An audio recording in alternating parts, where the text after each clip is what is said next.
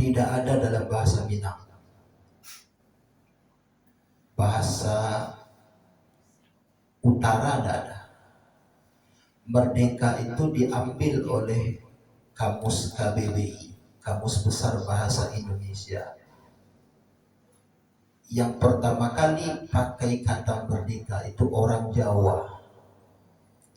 Dari kata merdiko. Ada orang Jawa di sini. Merdiko. Biasanya kalau kalau masuk ke bahasa Indonesia jadi A. Rosso, rasa. Merdiko, merdeka. Jadi dalam penerapannya Bapak Ibu jemaah, itu orang Jawa pertama kali diambil oleh Kamus KBBI dari bahasa Jawa, merdiko.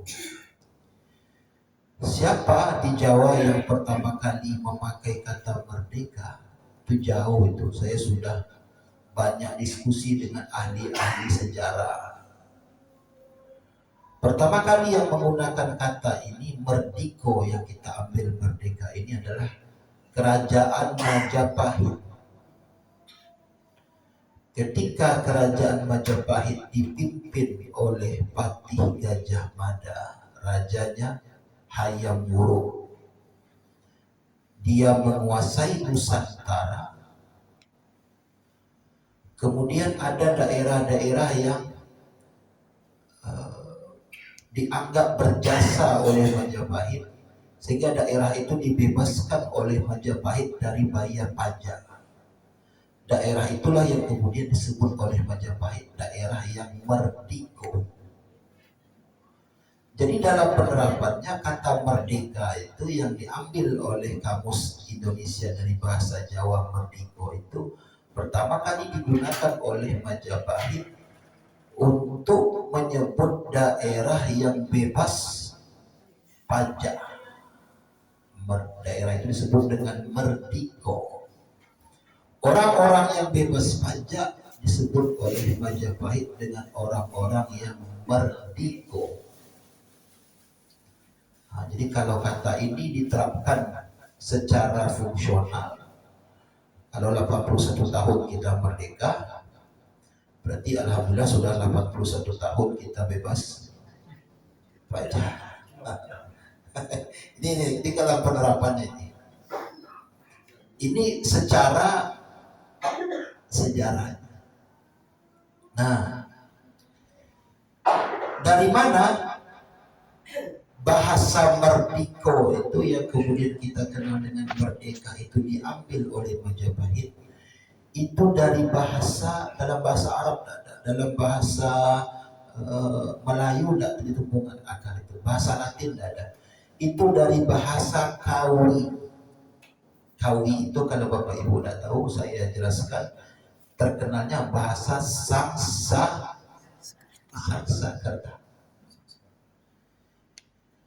yang terdiri dari dua kata, Mahardika.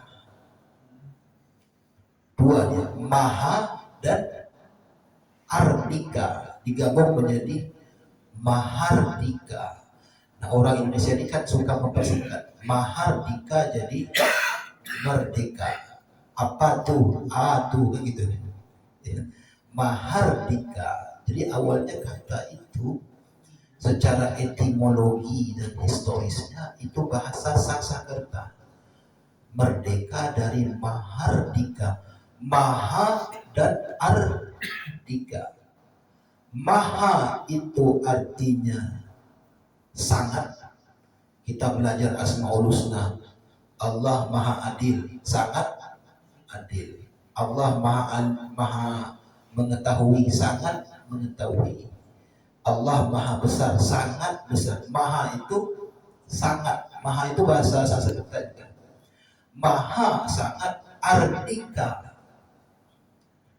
Ardika itu artinya sejahtera. Jadi Mahardika sangat sejahtera. Merdeka sangat sejahtera. Saking sejahteranya penduduknya tidak bayar pajak. Itu secara bahasa, jangan dihubungkan dengan pajak sekarang ini. Kita ini ilmu pengetahuan aja. Mahardika. Nah, sangat sejahtera. Jadi 81 tahun kita sudah sangat sejahtera. Ya, merdeka. Kadang-kadang itu diucapkan dengan gampang saja, tanpa orang tahu apa-apa. Pejabat coba tanya, apa kata merdeka? Ya, kita bebas, pokoknya kita tidak dijajah lagi. Cuma itu saja, dangkal sekali pemahaman. Saya udah kayak Rocky Gerung. Nah, sejahtera, apa tolak ukur sejahtera? Kalau tolak ukurnya pemerintah, kita sudah sejahtera. Pengupas bawang kita saja bayarannya 790 kilo. Itu sangat sejahtera ya. Tanya Pak Prabowo, sangat sejahtera ini. Pengupas bawang dari Bekasi 710 kilo.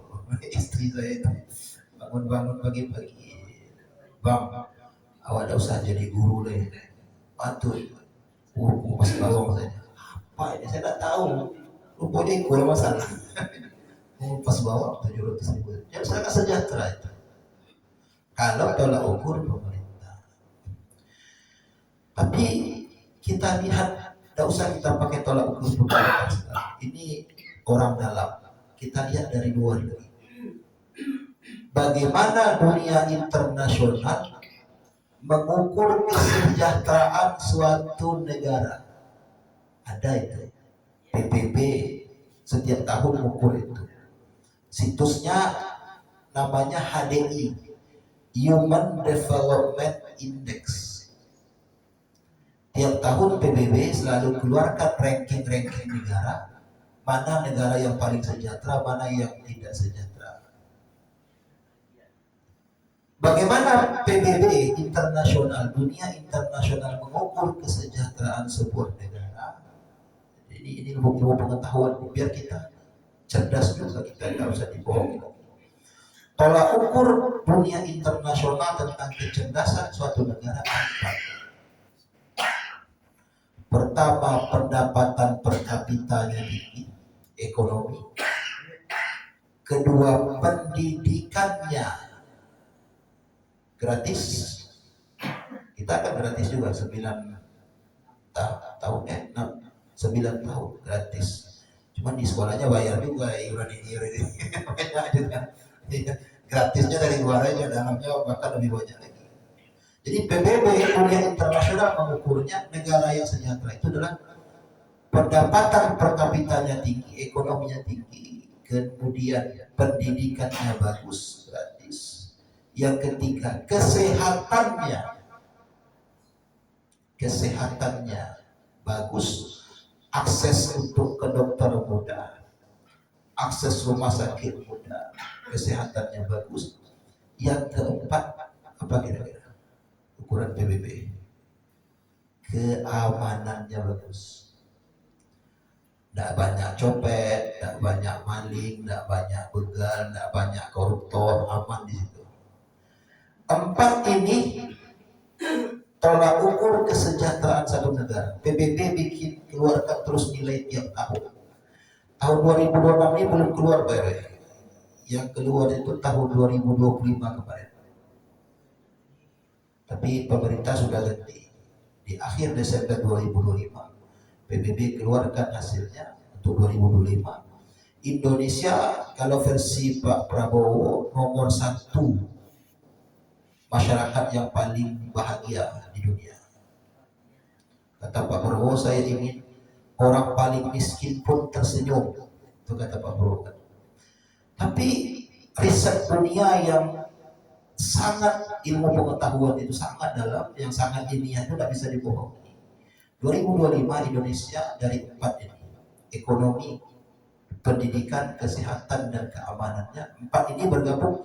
Ibu kalau ke Ecuador senang nggak? Ekonomi PT masuk banyak, kesehatan terjamin, pendidikan terjamin, keamanan aman, senang nggak?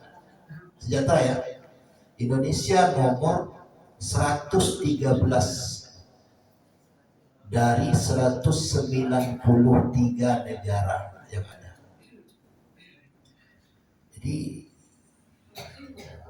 113, nomor 113 dari 193 negara, tidak sampai ya nomor terakhir-akhir. Kita paling di ASEAN ini, kalau Bapak Ibu lihat peta, kita negara paling besar, paling kaya, sumber daya alamnya paling banyak, paling luas lautnya, paling luas negaranya, paling besar. Kita dari HDI tadi 4 tadi, kita nomor 5. Nomor 1 Singapura, nomor 2 Brunei Darussalam, nomor 3 Malaysia.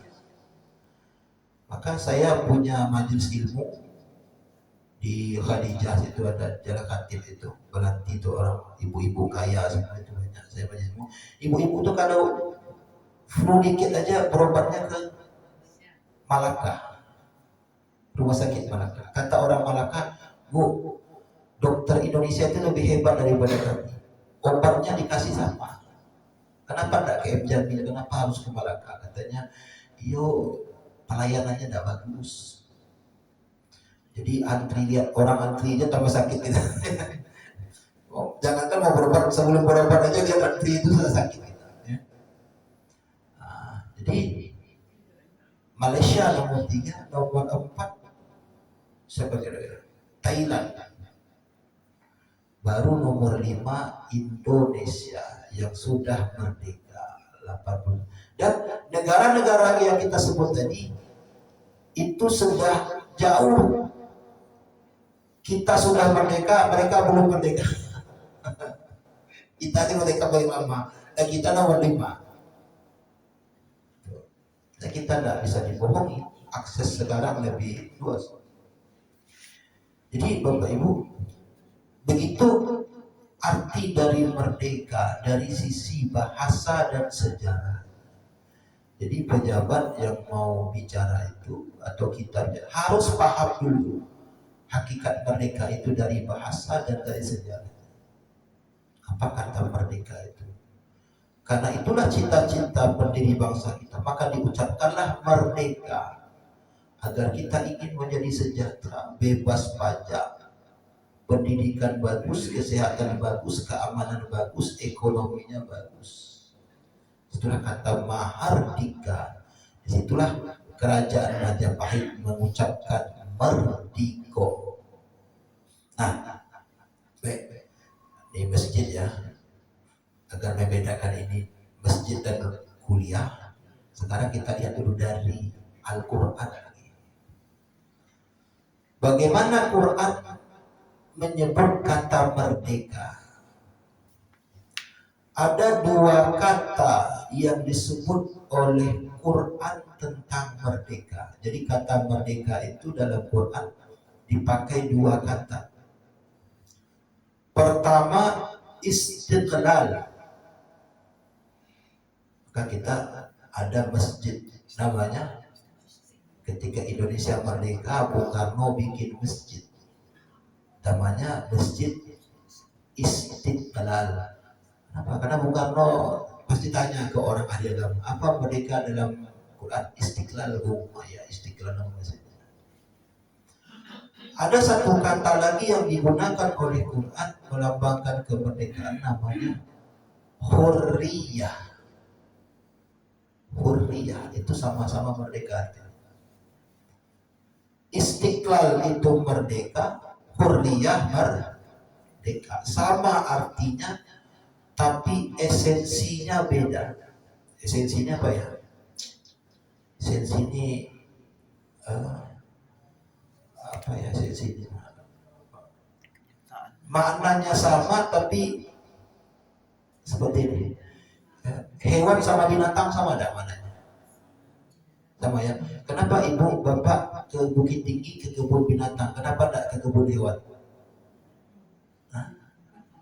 Kurang ke Bukit Tinggi, saya ke kebun hewan atau ke kebun binatang? Kenapa tidak ada yang sebut kebun hewan? Kan binatang sama hewan sama. Ya? Itu esensinya beda. Sama maknanya tapi penggunaannya beda. Esensi itu penggunaan, terapannya beda. Intinya beda.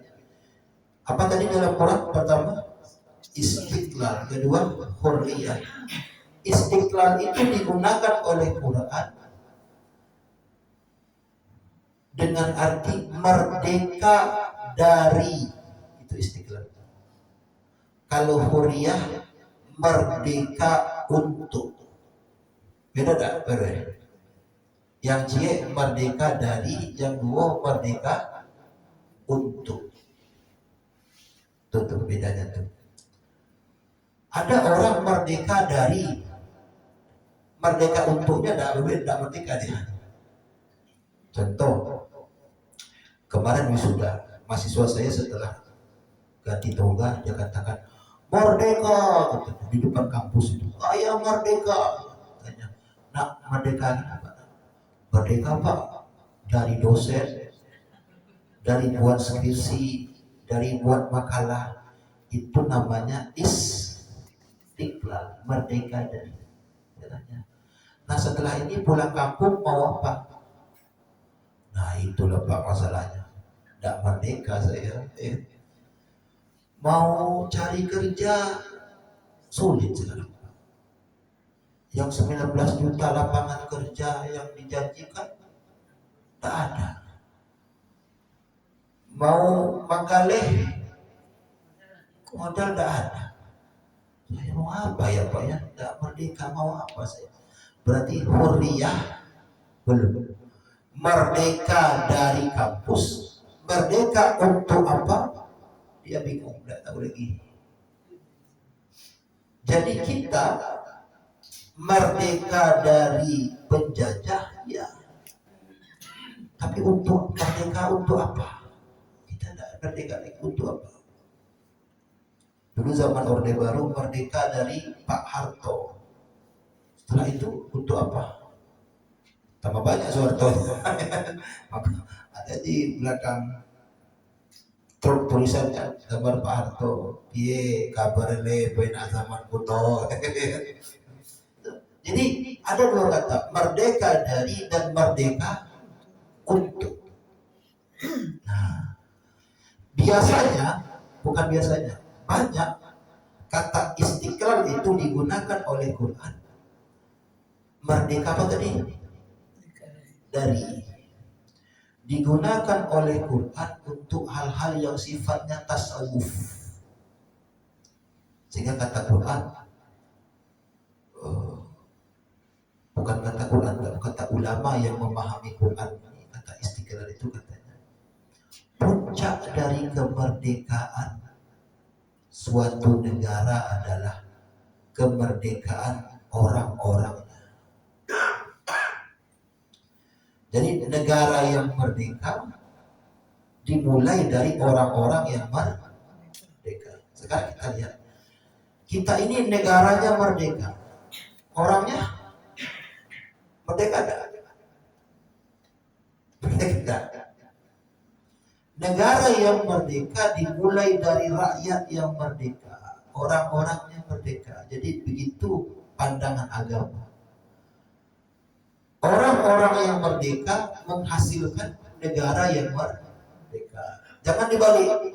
Negara merdeka menghasilkan orang yang merdeka. Itu salah itu. Maka ini menarik nih, kata agama. Puncak kemerdekaan seseorang adalah membebaskan dirinya dari segala sesuatu dan mengikatkan dirinya hanya kepada Allah. Itu puncaknya itu. Membebaskan diri kita dari segala sesuatu, mengikatkan diri kita kepada Allah. Jadi dalam agama merdeka atau tak merdeka itu, selama kita masih tergantung pada sesuatu selain Allah, kita belum merdeka. Ini tinggi sekali. Standar kemerdekaan agama itu tinggi. Kalau standar kemerdekaan manusia masih pendidikan, keamanan, ekonomi, kesehatan, masih ada standar. Orang yang benar-benar merdeka jiwanya adalah dia lepas dari semua itu. Ada duit, alhamdulillah. Tidak ada duit, ya tidak apa-apa, tidak masalah. Sehat, alhamdulillah. Sakit, ya tidak apa-apa, tidak masalah. Kalau ini kehendak Allah, tidak apa-apa. Saya hadapi dengan sabar. Apalagi selamat, alhamdulillah. Dimaling orang, ya tidak apa-apa, saya sabar. Penting Allah tidak marah. Nabi Muhammad itu ketika pergi ke Taif diludahi oleh orang-orang Taif sekampung dan dilempar batu. Apa kata Nabi? Ada enggak yang lebih hebat daripada itu, yang lebih kejam mereka? Kata Rasulullah, fa in lam taghdab lan ubali Allah, asalkan engkau tidak marah, aku tidak peduli. Dilempar kayak diludahi kayak, pokoknya ya Allah, asalkan engkau tidak marah, aku tidak peduli. Itu kata Nabi. Dia tak tergantung lagi.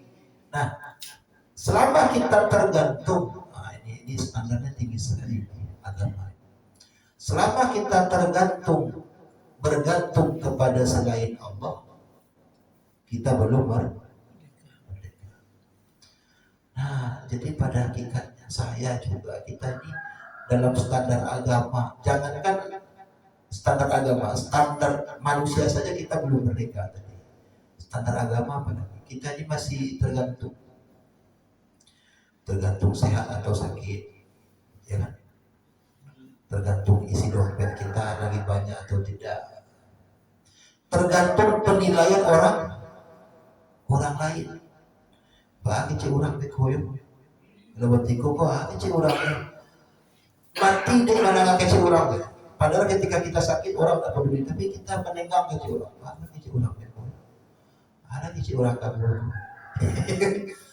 Kita sebenarnya dalam standar agama jauh dari kata. Yang pensiun, yang PNS tergantung tanggal 1 merdeka, tanggal 15 mulai terjajah. Jadi kita ini Bapak Ibu banyak tergantungnya selain di luar Allah. Maka dalam agama, hakikat jiwa yang merdeka adalah dia sudah bebas merdeka dari ketergantungan selain Allah. Dia hanya menggantungkan dirinya hanya pada Allah. Allah tujuannya, Allah niatnya, Allah tolak ukurnya, dan Allah akhir perjalanannya. Allah sebab sholatnya, Allah sebab puasanya, Allah sebab sedekahnya. Banyak orang sedekah bukan sebabnya Allah, tergantung. Ya. Tergantung nanti dilihat orang atau enggak. Cobalah divideokan, dikontenkan. Sekali kontenkan kita sering lihat, aduh kok enggak ada yang like ya, kok sedikit masih lihat ya. Kita buat status lagi bagi-bagi makanan, foto, ya, ada banyak yang dia mah. Ada 3 orang like, siapa ya? Kita belum merdeka karena diri kita masih tergantung kepada orang lain, kepada pihak lain kecuali Allah.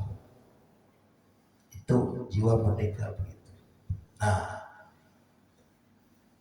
itu pada Quran ada istiqlal, ada hurriyah. Dalam sunnah bagaimana? Nabi itu pahlawan dari pahlawan. Kalau pahlawan kita cuma memerdekakan Indonesia, kalau Nabi memerdekakan umat manusia. Jadi pahlawan paling pahlawan itu ya Nabi. Karena kalau kita pahlawannya pahlawan negara. Kalau Nabi memerdekakan umat manusia. Apa yang dimerdekakan oleh Nabi? Pertama, penjajahan manusia kepada manusia. Itu pertama yang dimerdekakan oleh Nabi. Maka sebelum Nabi, perbudakan banyak. Setelah Nabi, dihapus oleh Nabi perbudakan. Sebelum Nabi datang, Perbudakan itu banyak. Perbudakan itu Bapak Ibu tidak sama dengan pembantu. Kalau pembantu itu kontrak kerja, kalau budak itu kontrak mati. Kalau pembantu itu, kalau Bapak Ibu punya asisten rumah tangga di rumah, pembantunya pegawai pembantu itu kontraknya kontrak waktu. Kalau perbudakan itu kontrak jiwa. Jiwa budak itu milik kita, mau kita bunuh, mau kita apa terserah. Budak itu dihapus oleh Nabi, memerdekakan manusia dari penindasan terhadap manusia. Dari mana Rasulullah mulai? Rasulullah mulai dari dirinya. Nah, ini kita belajar. Jadi Bapak Ibu, kalau kita mau merdeka, dari mana kita mulai? Dari pemerintah. Juga betul itu ya.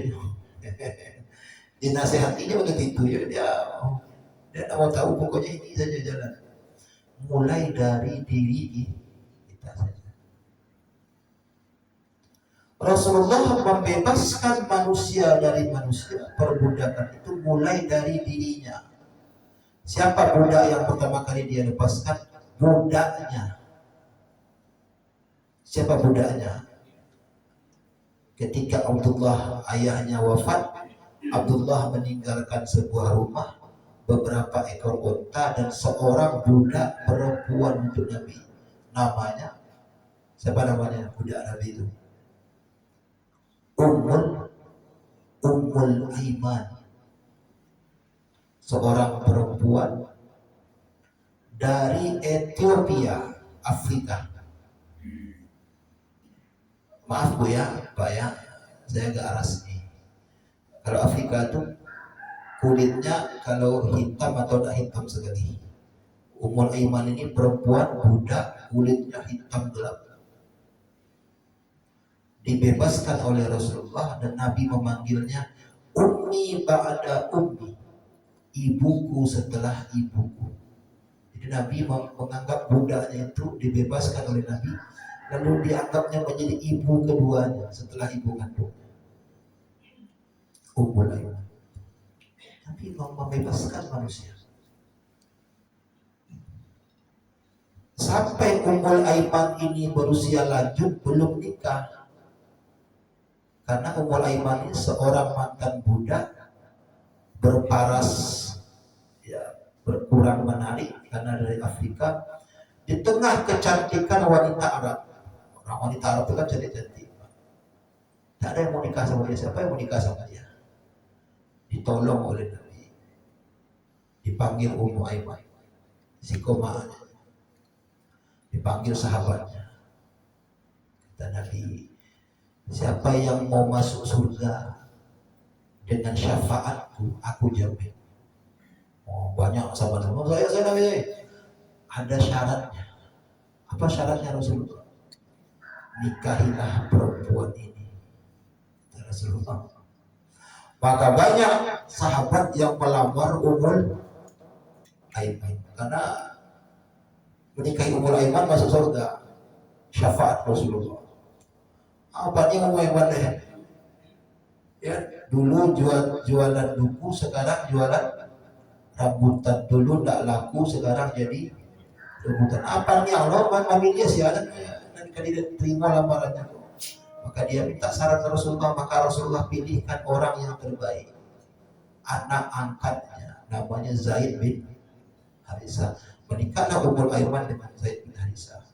Lahir anak namanya Usamah bin Zaid. Itulah panglima perang Tabuk. Usamah bin Zaid. Itu yang mereka.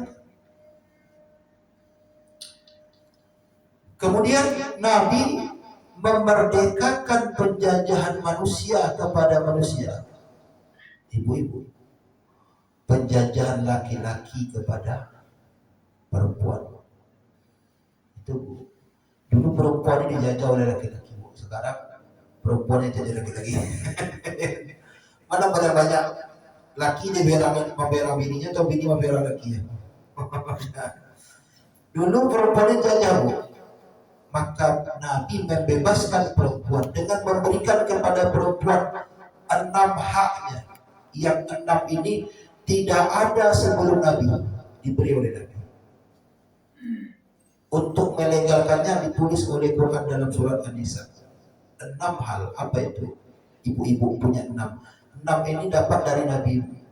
Sebelum Nabi ada, ibu tak punya 6 ini. Pertama, hak bekerja. Bebas untuk bekerja. Maka sampai pada masa Umar, kepala pasarnya seorang perempuan, Syafa binti Abdullah. Kepala pasarnya perempuan pada masa Umar.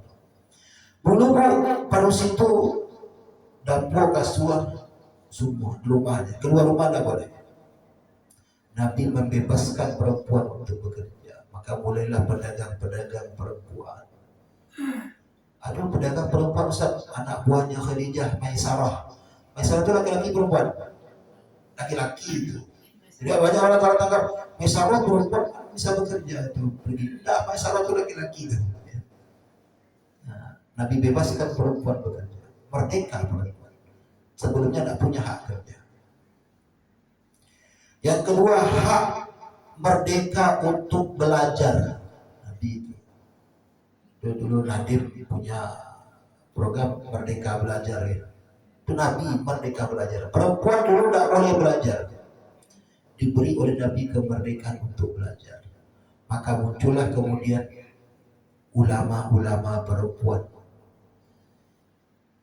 Kalau kita ke kampus saya, ke UIN, lebih banyak dosen perempuan daripada dosen laki-laki. Rektor UIN itu perempuan, merdeka belajar. Profesor banyak perempuan sekarang. Dosen, guru banyak perempuan, merdeka belajar. Sebelumnya perempuan tidak merdeka belajar, tidak boleh belajar, tidak boleh bekerja di luar rumah, tidak boleh belajar. 2, yang 6 diberikan oleh Nabi. Yang ketiga, hak menentukan dan diberi mas kawin mahar. Dulu Bu, padusi menikahi laki-laki, padusi itu tidak dapat mahar, tidak dapat mas kawin. Ketika Nabi ada, turun surat An-Nisa, Nabi berikan perempuan hak mas kawin dan menentukan nilainya. Jadi mas kawin bapak ibu yang punya menantu, punya anak padusi, mas kawin itu tidak boleh diintervensi itu. Terserah calon anak daru baranya dan wajib diberi mas kawin. Dulu perempuan nikah tidak punya mas kawin, maka surat An-Nisa wa atun nisa sadaqatihinna nihlata, perintah beri perempuan itu mas kawinnya sesuai dengan yang dia minta. Dulu ibu tidak ada perempuan mas kawin, mahar tidak ada. Siapa yang menentukan maharnya? Perempuan. Jadi tidak ada calon warah boleh nak hiko sedih, tidak boleh. Kalau perempuan minta ini ya harus diberi mas kawin. Siapa yang mempraktekkan pertama kali? Nabi mempraktekkan. Jadi Nabi itu bapak ibu inyo memandian kudo, tidak memandian baru. Bapak ibu beda mandian kudo sama mandian baru. Tak pernah bapak ibu balik orang mandian kudo sama mandian baru. Apa bedanya? Kalau mandian baru YouTube waru atau kata iya orang dan punya itu duduk sambil tapi tak iya. Kalau mandian kudo awal masuk sungai lu, roh lu duduk ke sungai. Kalau mandian baru itu awal ke sungai. Itu kan mandian kudo tuh. Nabi memulai dari diri. Maka Rasulullah menikahi Khadijah. Khadijah minta mahar berapa? 20 ekor onta jantan. Maka diberi oleh Nabi mahar Khadijah 20 ekor onta jantan. Berapa itu? 20.000 onta jantan. 1 ekor onta jantan itu kalau sekarang dirupiahkan sekitar 25 juta. Khadijah minta 20. Berarti 20 kali 25 berapa? 500 juta Khadijah minta. Dikasih oleh Nabi mahar Khadijah. Kayu Nabi ya kaya. Nabi itu orang kaya. Cuman dia Kekayaannya ada di tangan, bukan di hatinya. 20 ekor unta jantan. Awak kini anak awak nikah seperangkat alat sholat saja. Itu pun bandinya di masa yang murah-murah seperti ini. Merdeka, merdeka perempuan dimerdekakan oleh Nabi untuk belajar, untuk bekerja, untuk menentukan mahar mas kawin, hak mas kawin, merdeka. Yang keempat di surat An-Nisa juga ada, berhak dan merdeka meminta cerai. Laki-laki berhak menceraikan, padusi berhak minta cerai. Jadi kenapa ya agama ini perempuan laki-laki boleh menceraikan perempuan tidak? Ibu juga berhak minta cerai. Itulah namanya khulu. Dulu tidak ada. Cerai tidak cerai itu urusan laki-laki, padusi tidak ada. Tidak berhak minta cerai, tidak boleh minta cerai, tidak berhak. Pokoknya padusi itu diam saja. Diceraikan pasif saja. Diberi oleh Nabi. Ada dalam Quran surat An-Nisa, semua ada. 4, 5, merdeka berhak untuk mempertahankan rumah tangganya, berhak minta cerai, berhak menolak cerai. Ada. Jadi kalau Bapak Ibu, ya saya tidak tahu nih, maaf kalau udah pernah urusan ini ke pengadilan KUA akan ditanya, istri tolak atau enggak? Kalau tolak panjang urusannya. Makanya ada yang istrinya nolak cerai, suaminya menceraikan, panjang urusannya. Seperti Pak Ibuang dan Paula Eindhoven. Itu lama urusannya itu. Karena Pak Ibu mau cerai, Paula tidak mau. Itu. Yang ke berapa tadi? Keenam, berhak untuk dinafkahi. Merdeka. Nafkahi.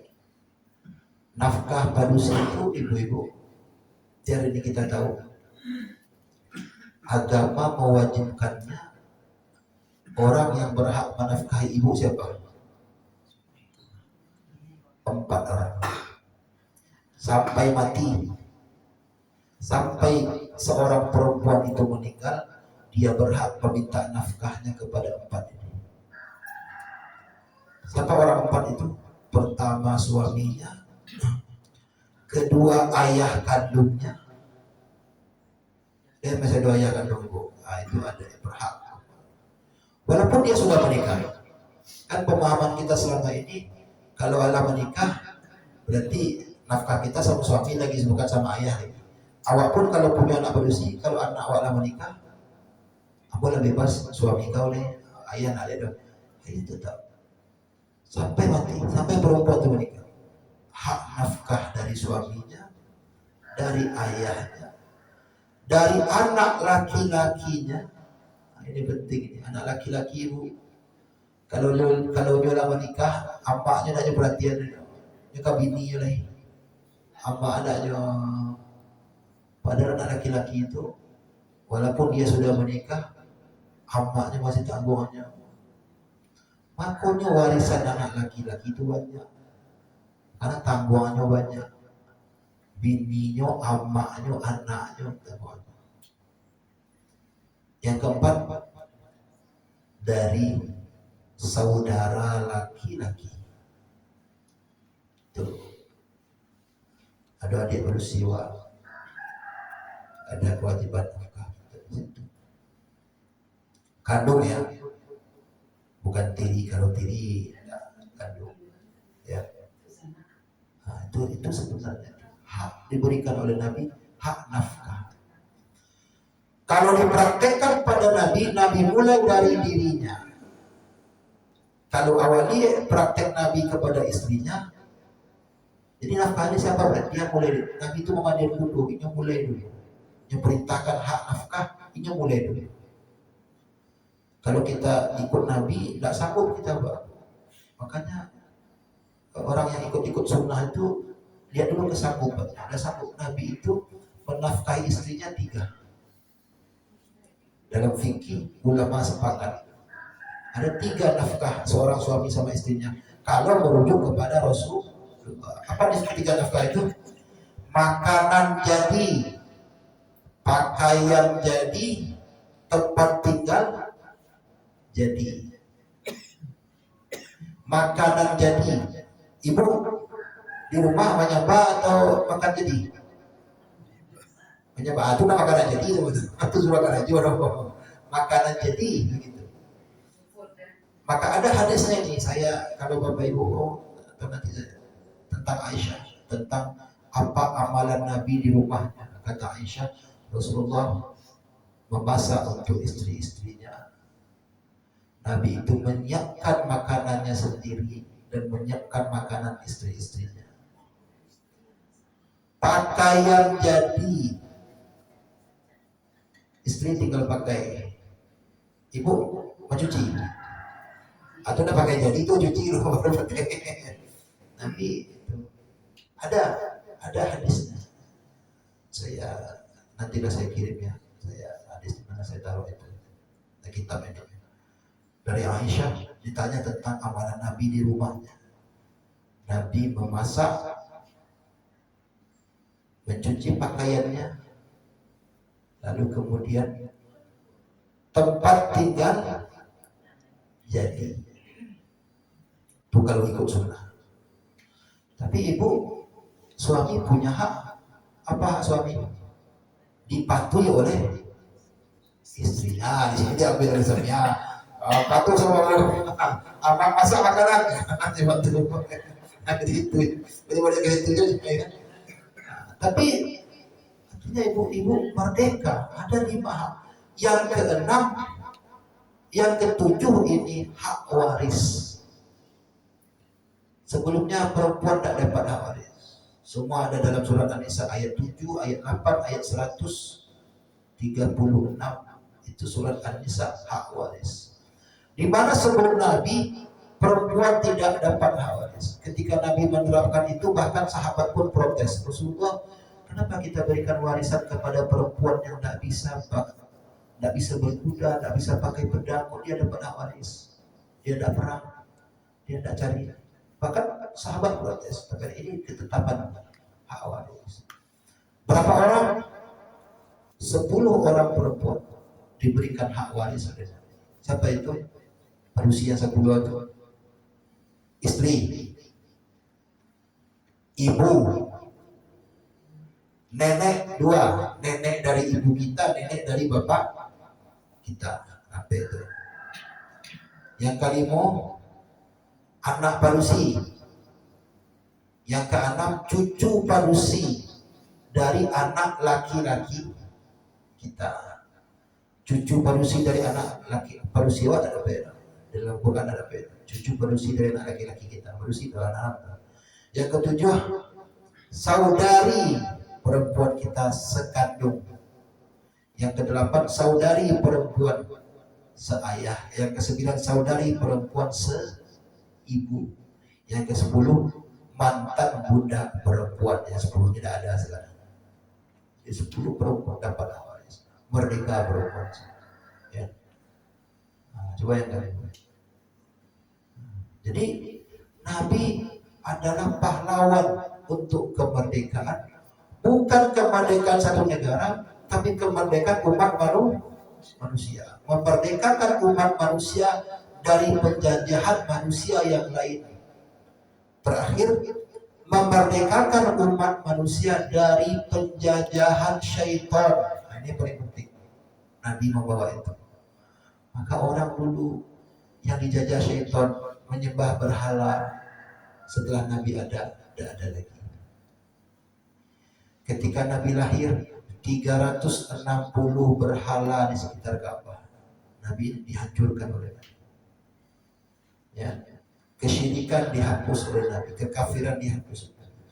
Begitulah Nabi sebagai pahlawan umat manusia memerdekakan umat manusia. Jadi Nabi itu bukan pahlawan nasional, Nabi itu pahlawan umat manusia memerdekakan.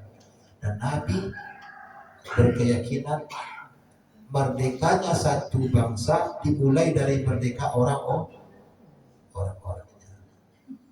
Nah itu bukan. hakikat dari kemerdekaan. Jadi kajian kita ini kalau mau direfleksikan secara bahasa kita masih jauh. Merdeka hakikat sejarah-sejarah lebih hebat Majapahit daripada kita. Dulu orang Majapahit itu merdeka tidak bayar pajak. Secara internasional nomor 113. Secara agama jauh lagi, merdeka dari semua hal kecuali Allah. Masih jauh kita masih tergantung isi dompet, tergantung cuaca, tergantung tanggal, tergantung sakit, masih jauh kita. Masih jauh dari hakikat merdeka ya. Jadi optimis itu penting. Nomor 2, optimis. Mulai dari mana? Mulai dari diri kita saja. Sampai itu tidak usah pikir dengan aku, awak saya pikir. Pendidikan, paling tidak urus pendidikan keluarga awak dulu. Kesehatan keluarga awak dulu. Apalagi keamanan keluarga awak dulu. Ekonomi keluarga awak dulu. Negara itu tidak bisa. Pemerintah itu kayak gitu-gitu saja. Tidak seti itu tak bisa tuh ya. Pemerintah itu Tabali peci nomor 8, Kapalonya nomor 9. Yang dilakukan? Peci nomor 8, Kapalo nomor 9. Mudah. Yang dilakukan? Kapalonya kare. Nak peci baru kapalonya kare. Waktu itu tuh kira-kira. Waktu itu ya. Kalau saya ini ceramah di pemerintahan ada banyak kemarin. Lagi besoknya nggak diundang lagi. Ustaz ceramahnya nih. Dan batu-batu saya ceramah. Nah palsu-palsu saja aja. Langsung di blacklist. Ustaz ini ceramahnya yang betul-betul nggak setuju pemerintah. Yang palsu-palsu saja ceramah. Ini saya ceramah. Dan saya tidak akan mengubah posisi keilmuannya. Begitu ilmu pengetahuan bicara tentang arti dari kemerdekaan. Baik Bapak Ibu, terima kasih banyak. Kita pending dulu di Asmaul Husna, insyaallah umur panjang, sehat terus. Besok kita lanjut Asmaul Husna.